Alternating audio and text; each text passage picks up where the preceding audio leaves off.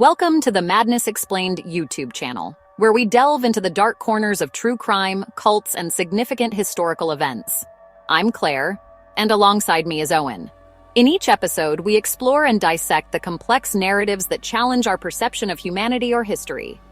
Today, we're examining The Shadow on the Farm, the unsolved mystery of the Hinterkaifeck murders, sifting through the layers of evidence, breaking down the facts, and uncovering what lies beneath. Join us as we navigate the depths of these serious matters and strive to illuminate the truth behind the madness.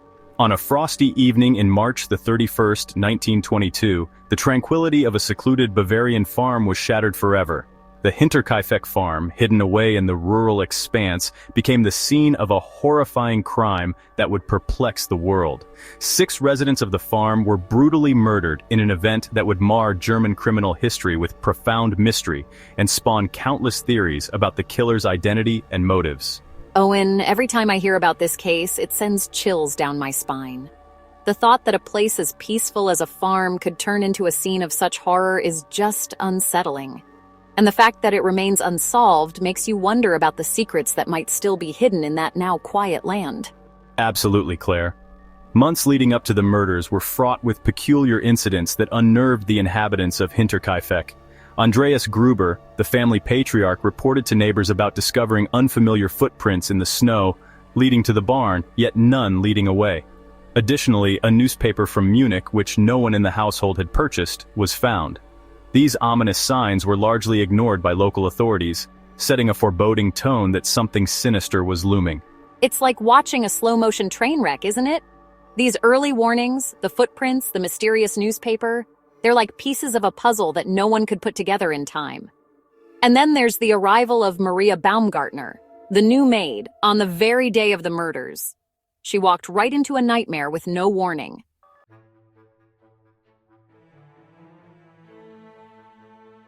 The night of March 31st, the assailant used a mattock, a tool typically used for digging, to brutally kill each victim in the head.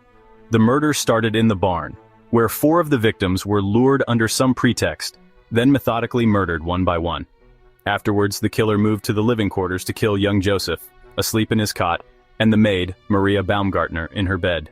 The precision and planning involved here point to someone who knew the family's routines intimately. Possibly even someone they trusted. This wasn't a random act of violence, it was personal and calculated. The psychological profile of such a killer would be chilling, cold, manipulative, and familiar enough to navigate the farm with confidence.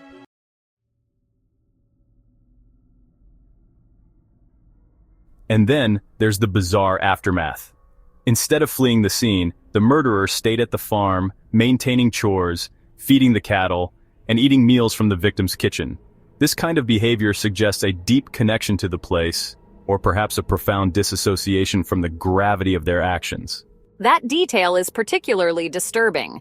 It paints a picture of someone not just committing a crime, but inhabiting it, living with it.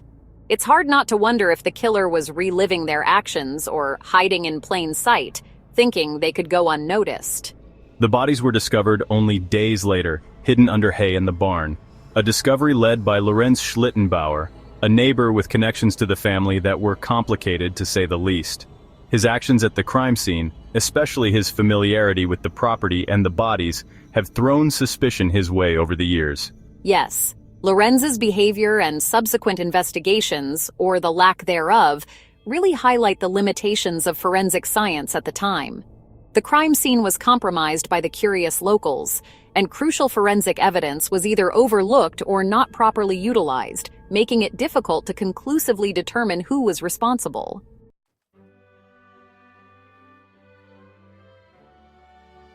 Theories about the identity of the killer have ranged from a robbery attempt to a crime of passion, from local disputes to the involvement of transient criminals exploiting the farm's isolation.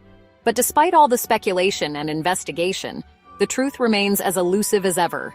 Nearly a century later, the legacy of the Hinterkaifeck murders continues to captivate and horrify.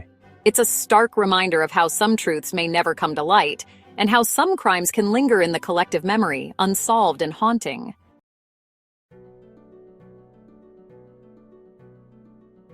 Thank you for joining us on the Madness Explained YouTube channel. We hope today's episode has given you a deeper understanding of the unsolved mystery of the Hinterkaifeck murders. Please remember to subscribe and click the notification bell to stay updated on our latest discussions.